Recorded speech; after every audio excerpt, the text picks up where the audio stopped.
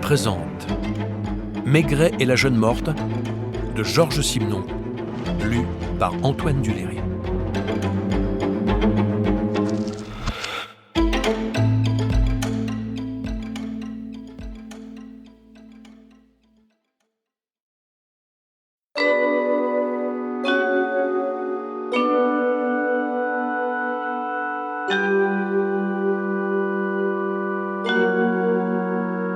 Chapitre 1, où l'inspecteur Lognon découvre un corps et où il se plaint qu'on le lui chipe.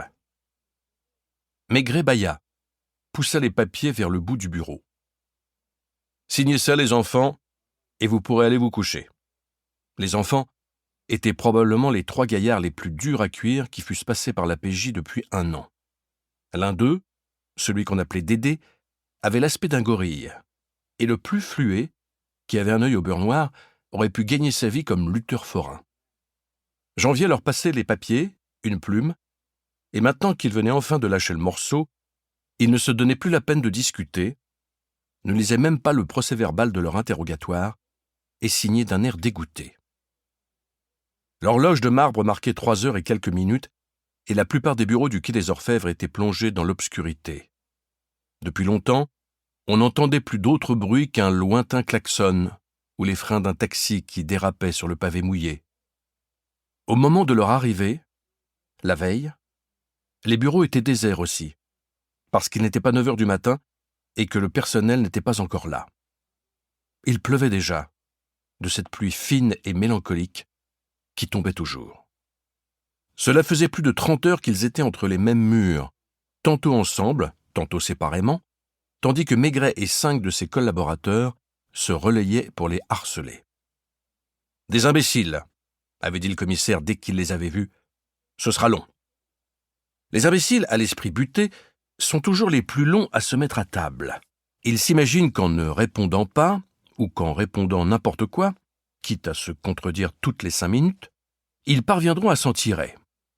Se croyant plus malins que les autres, ils commencent invariablement par crâner.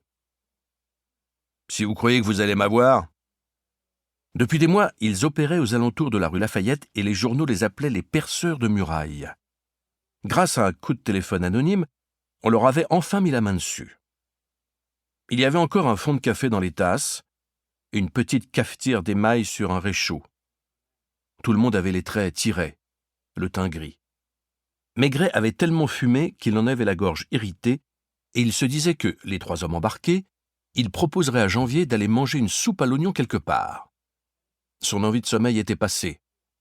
C'est vers 11 heures qu'il avait eu un coup de fatigue et il était allé somnoler un moment dans son bureau. Maintenant, il ne pensait plus à dormir. « Demande à Vacher de les conduire. » Juste au moment où il sortait du bureau des inspecteurs, la sonnerie du téléphone retentit. Maigret décrocha, une voix fit. « Qui tu es, toi ?» Il fronça les sourcils. Ne répondit pas tout de suite. À l'autre bout du fil, on questionnait. « Jussieu ?» C'était le nom de l'inspecteur qui aurait dû être de garde et que Maigret avait renvoyé chez lui à 10 heures. « Non, Maigret, » grommela-t-il. « Je vous demande pardon, monsieur le commissaire.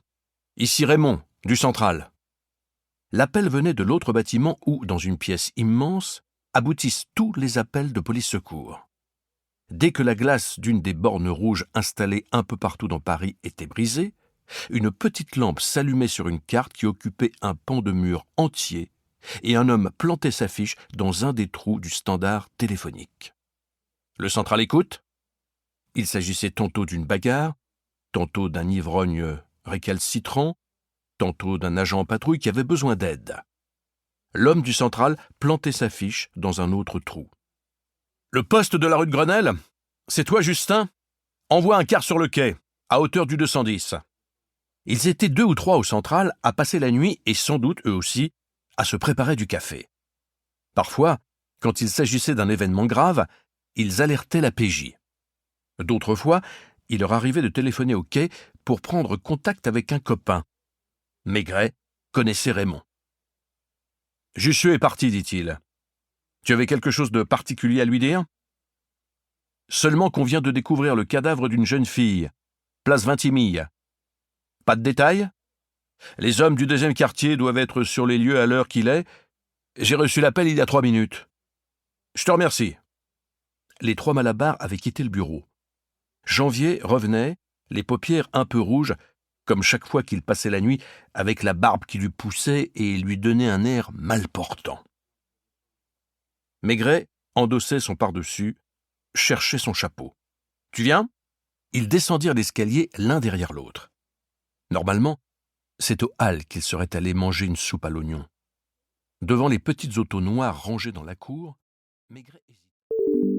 Nous espérons que vous avez apprécié cet aperçu. Pour continuer à écouter ce livre audio sur Google Play Livres, utilisez le lien dans la description de la vidéo.